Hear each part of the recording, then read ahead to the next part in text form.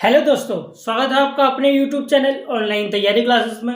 और दोस्तों, आज हम पढ़ने जा रहे हैं अपने स्लज डाइजेशन प्रोसेस का पार्ट 2। मैं बता दूं आपको कि हमने स्लज डाइजेशन प्रोसेस में पार्ट 1 भी बना रखा है। अगर आपने उसकी वीडियो नहीं देखी है तो हमने उसका लिंक डिस्क्रिप्शन में दे रखा है, वहाँ से देख सकते हैं। तो दोस्तों, इस पार्ट में हम क्या पढ़ने वाले हैं? इस पार्ट में हम जनरली जो हमारे फॉर्मूलेज होते हैं, जो हमें न्यूमेरिकल में यूज होने वाले हैं, हम वो यहाँ पढ़ने वाले हैं। मैं बता दूं आपको, इससे पहले हमने पार्ट 1 भी बना रखा है, तो बेहतर होगा पहले आप पार्ट 1 पढ़ लीजिए, उसके बाद फिर आप पार्ट 2 में आए। तो दोस्तों, मैं मान रहा हूं कि आपने पार्ट 1 पढ़ लिया और अब हम आगे क्या कर रहे हैं, पार्ट 2 स्टार्ट कर रहे हैं उसके आगे से। तो अब स्लज डाइजेशन प्रोसेस में हमारा क्या आता है, हम ये न्यूमेरिकल अप्रोच के लिए पढ़ रहे हैं। तो स्लज डाइजेशन प्रोसेस में हमारा सबसे पहले आता है क्या, कंपोजिशन ऑफ स्लज। अगर हम कंपोजिशन ऑफ स्लज की बात करें कि हमारे स्लज में क्या क्या मटेरियल होने वाला है, तो मैं पहले बता दूं आपको, स्लज हम पढ़ चुके हैं, स्लज क्या होता है हमारा। अब पढ़े हमारा कंपोजिशन ऑफ स्लज। तो कंपोजिशन ऑफ स्लज को हम क्या कर सकते हैं, दो पार्ट में डिवाइड कर सकते हैं। हम जानते हैं एक पार्ट में क्या होने वाला है, हमारा मॉइस्चर कंटेंट होने वाला है, और दूसरे पार्ट में हमारा क्या होने वाला है, दूसरे पार्ट में हम जानते हैं हमारा सॉलिड होने वाला है। अब दूसरे सॉलिड्स भी होते हैं, ये हमारे दो तरह के हो सकते हैं।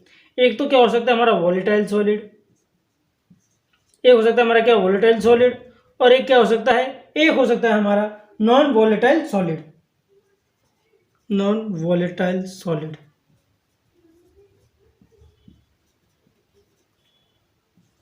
ठीक है दोस्तों, तो ये हमारा क्या कंपोजिशन ऑफ स्लज।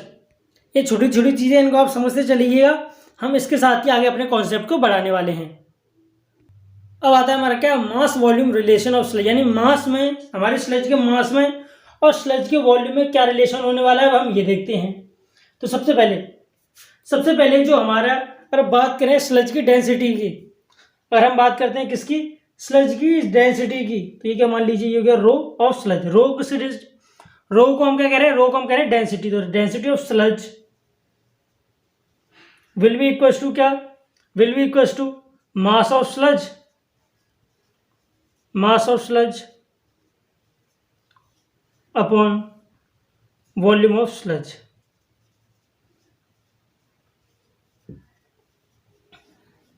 तो ये क्या हुआ, ये मास और वॉल्यूम रिलेशन हो गया किसका, स्लज का। अब हम क्या करने वाले हैं, यहां से कुछ ऐसे फॉर्मूले ड्राइव करने वाले हैं जिन पे क्वेश्चन बनते रहते हैं, और हो सकता है आगे भी क्वेश्चन बने, हमारे एग्जाम में पूछे जाए। तो उन हमें जितने भी ये फॉर्मूले हम सीखने वाले हैं उन्हें हमें ध्यान से पढ़ना होगा। तो उसका अगला फॉर्मूला हमारा क्या आता है, अगर मान लीजिए स्पेसिफिक ग्रेविटी की बात करें, एस क्या है, एस है हमारा स्पेसिफिक ग्रेविटी। तो स्पेसिफिक ग्रेविटी किसके इक्वल होता है, मान लीजिए हमें किसी मटेरियल की स्पेसिफिक ग्रेविटी निकालनी, तो हम क्या करेंगे, अगर हम उस मटेरियल की डेंसिटी को कंपेयर करते हैं किससे, डेंसिटी ऑफ वाटर से, तो वो क्या कहलाएगा, वो उस मटेरियल की क्या होगी, स्पेसिफिक ग्रेविटी होगी।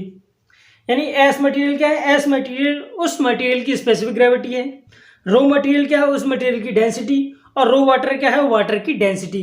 अब हम बात करते हैं यहाँ किसी केस में, स्लज के केस में। तो यहाँ मटेरियल की जगह हमारा क्या रहेगा, मटेरियल की जगह यहाँ जो हमारे यहाँ आने वाला है वो हो जाएगा स्लज। तो अब specific gravity of sludge will be equal to density of sludge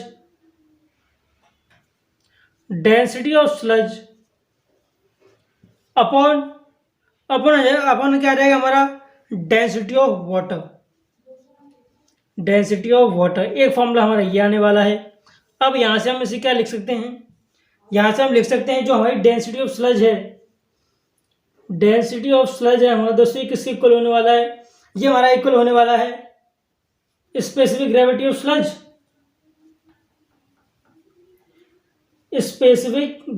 sludge into density of water.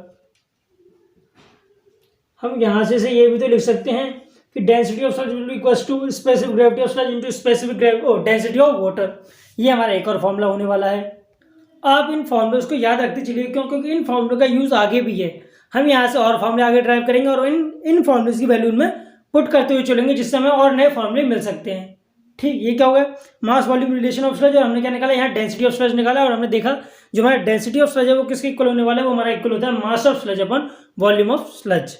अब जो हमने डेंसिटी और स्पेसिफिक ग्रेविटी के फॉर्मूले सीखे हैं, जो हमने अभी पढ़े थे पीछे, अब उनमें थोड़ा और चेंजेस हो सकता है। अगर हमें मान लीजिए डायरेक्ट दे रखा हो कि मास ऑफ स्लज इतना है और वॉल्यूम ऑफ स्लज इतना है, तो हम सीधे सीधे डेंसिटी निकाल सकते हैं, वहां से स्पेसिफिक डेंसिटी निकाल सकते हैं। बट अगर मान लीजिए हमें कभी ऐसा दिया जाए कि मास ऑफ सॉलिड दे दिया जाए कि आपके जो स्लज में, पहले बात करते हैं स्लज की कंपोजिशन की।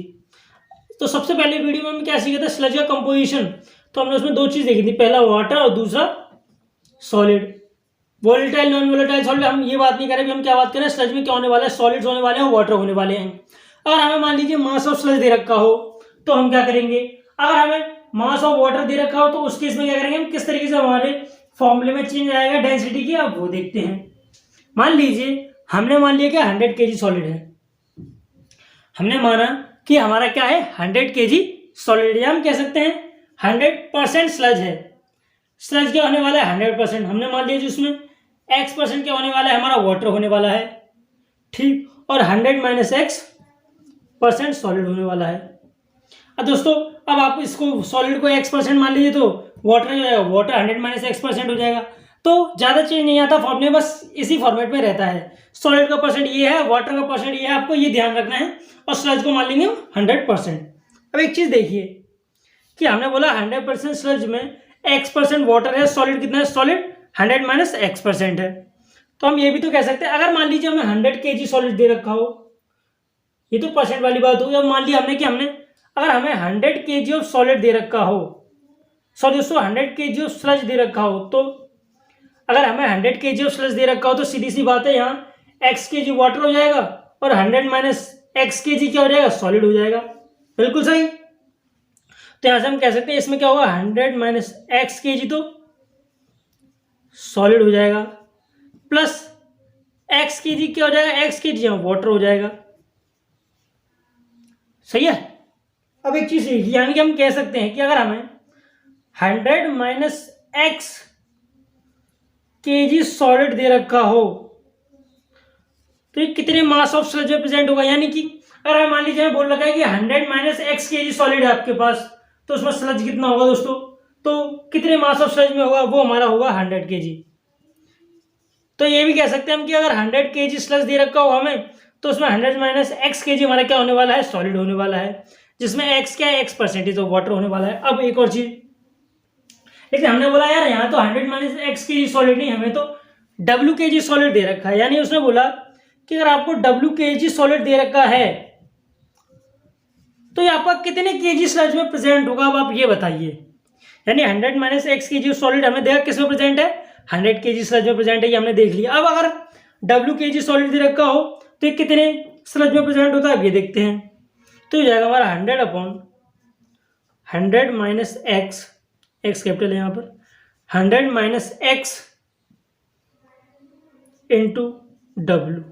दोस्तों डब्ल्यू से एम कर लिए, डब्ल्यू से बहुत लोग कंफ्यूज हो जाते हैं, उसे वेट मान लेते हैं, वेट नहीं, ये क्या है, ये मास है। तो 100/100 - x इंटू एम के जी ऑफ स्लज, एम के जी ऑफ स्लज। तो यानी कि हमारा एम के जी सॉलिड कितने स्लज में प्रेजेंट होगा, 100/100 - x इंटू एम के जी ऑफ स्लज। ये समझ में आ गया। तो हम यहां से कह सकते हैं कि जो हमारा मास ऑफ स्लज होने वाला है, मास ऑफ स्लज होने वाला है, वो कितना होने वाला है, 100/100 - x इंटू एम के जी। और x क्या है दोस्तों, x हमारा परसेंटेज ऑफ वाटर, और 100 - x क्या है, 100 - x कह सकते हैं हम परसेंटेज ऑफ सॉलिड। दोस्तों ये x नहीं क्या है, ये मल्टीप्लाई है, इसे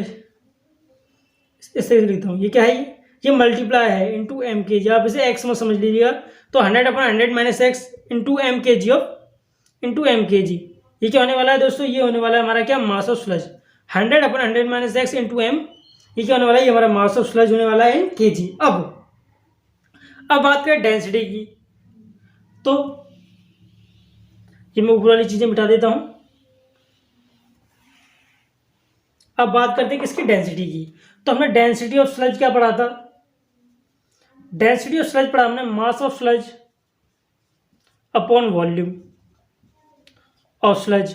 अब मास ऑफ स्लज कितना आ गया हमारा, 100/100 - x into m, 100/100 - x into m, ये क्या आ गया, ये आ गया हमारा मास ऑफ स्लज। और बात करें वॉल्यूम ऑफ स्लज की, तो हमने मान लिया वॉल्यूम ऑफ स्लज होने वाला है हमारा क्या, वी एस। जैसे वी ले सकते हैं कुछ साथ में, ऐसा कुछ है नहीं, तो हमने वी क्या मान लिया, वी मान लिया अपना वॉल्यूम ऑफ स्लज। तो हम यहाँ से कह सकते हैं कि वी हमारा किसके इक्वल होगा, जो वी हमारा इक्वल होगा 100/100 minus x into m upon rho of sludge, यानी डेंसिटी ऑफ स्लज। तो volume of sludge will be equal to 100/100 minus x into m upon density of sludge. ये क्या होने वाला है, वॉल्यूम हमारा। ठीक, तो हमने डेंसिटी का एक फॉर्मूला सीखा क्या, 100/100 minus x into m upon v, और हम कह सकते हैं हमने वॉल्यूम का फॉर्मूला निकाला 100/100 minus x into m upon rho of sludge, यानी डेंसिटी ऑफ स्लज। अब एक फॉर्मूला ये हो गया, एक फॉर्मूला ये हो गया 2, एक फॉर्मूला ये हो गया डेंसिटी का 3। अब बात करें डेंसिटी का, हमने एक और फॉर्मूला सीखा है, तो density of sludge will be equal to, ये हमारा किसके इक्वल हो जाएगा, ये हमारा इक्वल हो जाएगा specific gravity of sludge into density of water.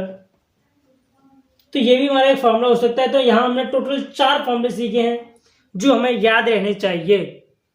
ठीक दोस्तों, तो हमने पहला फॉर्मूला क्या सीखा था, पहला ये, दूसरा ये, तीसरा ये, चौथा ये, हमने 4 फॉर्मूले सीख लिए हैं और ये हमें चारों ही याद रहने चाहिए। और याद करने वाला कुछ खास है भी नहीं इनमें, ये क्या है, ये हम पहले से पढ़ते हुए आए चीजें, हमने बस क्या किया, उनको थोड़ा मोड़ा तोड़ मरोड़ दिया है, ये सबको याद रहती हैं चीजें। ठीक, तो यहाँ से हमने क्या निकाली, डेंसिटी ऑफ स्लज। और हम बात करें अगर हमें मास ऑफ स्लज निकालना हो तो हम यहाँ से वो भी निकाल सकते हैं, चौथा यहाँ लिख देता हूँ मैं। अब मान लीजिए हमें बोला होगा नहीं भाई हमें तो मास ऑफ स्लज निकालना है, तो मास ऑफ स्लज क्या है हमारा, एम होने वाला है। यहाँ अगर मान लीजिए हमें वॉल्यूम ऑफ स्लज दे रखा है और क्या दे रखा है, हमें डेंसिटी ऑफ स्लज दे रखा है, तो हम क्या कर सकते हैं, मास ऑफ स्लज निकाल सकते हैं सीधे पुट करके। लेकिन अब बोला हूँ मास of solid, mass of solid, अगर हमें सॉलिड का मास पूछा हो तो वो कैसे निकाल सकते हैं हम, ये भी देख लेते हैं। तो मास ऑफ सॉलिड क्या है हमारा, एम, एम क्या है, एम हमारा मास ऑफ सॉलिड, याद रखिएगा एम क्या है, एम है हमारा मास ऑफ सॉलिड। तो ये हमारा किसके इक्वल हो जाएगा, v into rho of sludge into 100 minus x upon 100, v into density of sludge into 100 minus x upon 100। ये एक्स नहीं, दूसरे क्या मल्टीप्लाई वाला, ये इंटू है, ये क्या है, ये इंटू है हमारा, याद रखिए क्या है, v into density of sludge into 100 minus x upon 100, ये किसके इक्वल हो जाएगा, ये हमारा इक्वल हो जाएगा मास ऑफ सॉलिड के। तो ये हमारे पास जो फॉर्मूला ये भी हो सकता है। अगर हमें डेंसिटी ऑफ स्लज दे रखा है और वॉल्यूम ऑफ स्लज दे रखा है तो उसके हेल्प से हम क्या कर सकते हैं, अपना मास ऑफ सॉलिड निकाल सकते हैं, और यहाँ से हम अपना मास ऑफ वाटर भी निकाल सकते हैं। कैसे, हम जानते हैं हमें क्या दे रखा है, मास ऑफ स्लज दे रखा होगा, मास ऑफ स्लज निकाल लेंगे हम यहाँ से। मास ऑफ स्लज हमारा किसके इक्वल हो जाएगा, मास ऑफ स्लज हो जाएगा 100/100 माइनस एक्स इंटू एम के जी। यहाँ से मास ऑफ स्लज हमारा निकल आएगा। तो हम मास ऑफ वाटर कैसे निकालेंगे, मास ऑफ वाटर निकाल सकते हैं हम, mass of water will be equals to M sludge, mass of sludge minus mass of solid, mass of water equals to mass of sludge minus mass of solid. इस तरीके से हम मास ऑफ वाटर निकाल सकते हैं। तो ये क्या थे, हमारे कंप्लीट फॉर्मूले थे किसके, हमारे स्लज के, हम कह सकते हैं सॉलिड के, हम कह सकते हैं वाटर के, इन स्लज डाइजेशन प्रोसेस। अब दोस्तों एक चीज कीजिए आप, क्या ये सारे फॉर्मूले भूल जाइए, मतलब भूल मत जाइए, इन सारे फॉर्मूले को छोड़ दीजिए, अपनी कॉपी में नोट कर लीजिए और याद कर लीजिएगा। ये सारे फॉर्मूले आप यहीं रखिए, सारे फॉर्मूले अपनी कॉपी में नोट कर लीजिए और एक फॉर्मूला छोड़ दीजिए जो कि है ये मास ऑफ सॉलिड। अब ये हमने क्यों यहाँ छोड़ दिया, अब ये भी देख लेते हैं मास ऑफ सॉलिड हमने। तो अब एक चीज देखिए, अब मान लीजिए हमने क्या स्लज थिकनिंग की। स्लज थिकनिंग क्या होता है हम पहले पढ़ चुके हैं, हमने क्या किया अपने स्लज को थिक कर दिया। मान लीजिए जो पहले जो हमारा स्लज था वो ए था और बाद में थिक करने के बाद वो क्या हो गया, बी बन गया। थिकनिंग के बाद हमने क्या किया, यहाँ अपने स्लज की थिकनिंग कर दी, यहाँ लिख देता हूँ ए से बी पहुंच बन गया। पहले कुछ और था, फिर हमने इसकी थिकनिंग कर दी तो क्या बन गया, ये बी बन गया। थिकनिंग हमने क्या किया, अपने स्लज की थिकनिंग कर दी। अगर थिकनिंग आपको नहीं पता तो हमने बोला था आपको, क्या हमारे पिछली वीडियो देख सकते हैं स्लज डाइजेशन प्रोसेस में, हमने आपको थिकनिंग भी समझाया था। तो ए से बी बन गया। अब हुआ क्या कि स्लज थिकनिंग हो जाती है तो उसकी वजह से क्या होता है, हमारे पानी में, वो हमारे स्लज में पानी की कमी हो जाती है, यानी जो पहले जितना पानी था वो उतना पानी नहीं रहता, बस थोड़ा कम हो जाता है पानी। बट लेकिन यहाँ सॉलिड हमारा कांस्टेंट रहता है। स्लज थिकनिंग में क्या होगा, हमारा जो पानी है वो तो कम हो जाएगा, लेकिन जो हमारा स्लज का मास है वो उतना ही रहेगा। तो हम बात करें अगर कि ये हमारा ए है, तो स्लज ए में जब हमारा स्लज ए था थिकनिंग से पहले, तो इसका मास क्या था एम ए, इसका मास क्या था एम ए, और इसमें जो परसेंटेज ऑफ वाटर था वो क्या था एक्स ए। मास था इसका M A, percentage of water था एक्स ए। और बात करें बी की, तो थिकनिंग के बाद मान लीजिए इसका मास क्या होगा एम बी, और जो इसका परसेंटेज कंटेंट ऑफ वाटर कितना होगा एक्स बी, या हम कह सकते हैं मास ऑफ वाटर, इसे मास ऑफ वाटर भी कह सकते हैं आप, एक्स को मास ऑफ वाटर भी कह सकते हैं, आप परसेंटेज ऑफ वाटर भी कह सकते हैं, कोई फर्क नहीं आएगा फॉर्मूले में, फॉर्मूला हमारा सेम रहने वाला है। बट हमने एक्स कंटेंट में सीखा है एक्स के रेफरेंस में, तो आप इसे परसेंटेज ही मानिए, आप इसे मास में मानिए, आप इसे क्या मानिए, आप इसे परसेंटेज ही मानिए, ज़्यादा आसानी होगी करने में। ठीक, ये एक्स की परसेंटेज ऑफ वाटर है एक्स, और एम क्या है एम, मास ऑफ हमारा सॉलिड है। तो जब हम थिकनिंग करते हैं तो जो मास है ना वो तो हमारा कांस्टेंट रहता है, M A will be equal to M A, but जो परसेंटेज ऑफ वाटर है वो चेंज होता है। क्यों? नाम से पता चल रहा है थिकनिंग होगी तो पानी की कमी आएगी। ठीक, तो हमने मास ऑफ सॉलिड का फॉर्मूला क्या सीखा है, mass of solid will be equal to, अब देखिए दोनों साइज के वॉल्यूम में भी चेंज आएगा, इसका वॉल्यूम पहले ज्यादा होगा, थिकनिंग के बाद क्या होगा, इसका वॉल्यूम कम हो जाएगा। तो हमने मान लिया volume of sludge A will be V A and volume of sludge B will be V B. तो यहां से हम कह सकते हैं कि जो एम ए का मास आने वाला है यानी मास ऑफ सॉलिड ए, तो ये कितना हो जाएगा we A into 100 minus x upon 100, और एक्स भी कौन सा होगा ए वाला आएगा, यानी मास ओ percentage of water into into क्या होगा density of sludge, sludge A. ये हमारे दोस्तों किसके इक्वल होगा, ये हमारा इक्वल होगा, ये हमारा इक्वल होगा किसके एम बी के, यानी mass of solid B, mass of solid in B. तो हमारा इक्वल हो जाएगा V B into 100 minus X B upon 100 into density of sludge, sludge B. अब एक चीज देखिए कि 100 से हम क्या कर सकते हैं, 100 कैंसिल कर सकते हैं। तो यहां से जो हमें फॉर्मूला मिलेगा at last V A into 100 minus X A into density of, ये इंटू से एक्स में समझ लीजिए, density of sludge, sludge A will be equal to V B to 100 minus X B into density of sludge B. ये चीज समझ में आ रही है, बिल्कुल आ रही है। अब क्या होगा आगे, अब और आगे बढ़ाते हैं इसे। तो होता क्या है कि जो डेंसिटी ऑफ स्लज होती है वो लगभग लगभग हमारी कांस्टेंट रहती है, ज़्यादा चेंज नहीं आता। अब आप करें कि डेंसिटी में स्लज चेंज, स्लज की डेंसिटी में चेंज होगा कि नहीं, हम इसे ए से बी में चेंज करें, इसकी थिकनिंग करें, तो सीधी सी बात है होगा,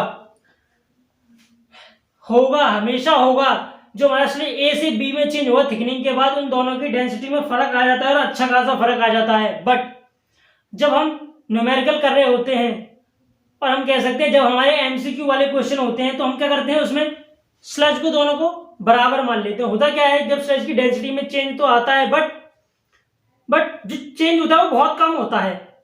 density of sludge A and density of sludge B में चेंज तो होगा, लेकिन जो चेंज होगा वो बहुत कम होगा। तो हम क्या करते हैं, इन दोनों को भी आपस में कैंसिल कर सकते हैं। अगर आपको डेंसिटी ऑफ स्लज ए और डेंसिटी ऑफ स्लज बी दे रखा है तो ठीक है, आप वैल्यू पुट कर दीजिए, इस फॉर्मूले में वैल्यू पुट कर दीजिए।